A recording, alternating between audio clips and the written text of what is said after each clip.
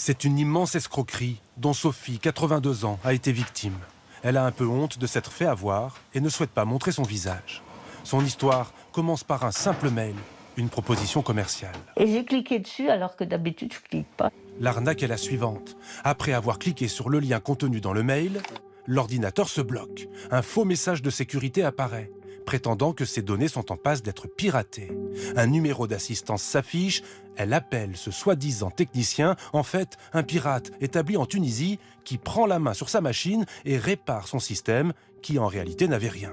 L'opération est gratuite, la victime est rassurée, mais on lui propose ensuite de s'abonner à un service de protection pour éviter d'autres attaques dans le futur. Et c'était effrayant pour moi ce truc-là.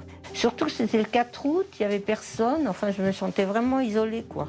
Choquée d'avoir été attaquée, Sophie obtempère et choisit l'offre à 131 € pour 1 an de protection factice. Elle n'est pas la seule. La liste des parties civiles est longue. C'est un procès hors norme avec des centaines de victimes. Oui, des centaines, des centaines. Il y a des dossiers qui sont ouverts au tribunal avec 1700 plaintes dans un dossier. Pour berner autant de victimes, les escrocs avaient monté une véritable petite entreprise à Tunis, avec des téléopérateurs chargés de lire un script bien ficelé pour convaincre même les plus réticents d'acheter des services qui n'en étaient pas. Et qu'il y a une personne qui essaie de vous pirater, d'accord ? Nous nous sommes procuré cette petite vidéo où ils se montrent fiers de leur coup. Axel, lui, a déboursé 499 € pour une prétendue protection à vie de son ordinateur. Je trouve ça cynique. Je vois des personnes qui rient de ce qu'ils sont en train de faire. Donc c'est vraiment odieux, quoi.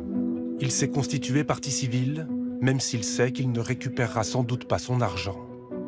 Au procès, il décide, notamment ceux qui l'ont escroqué.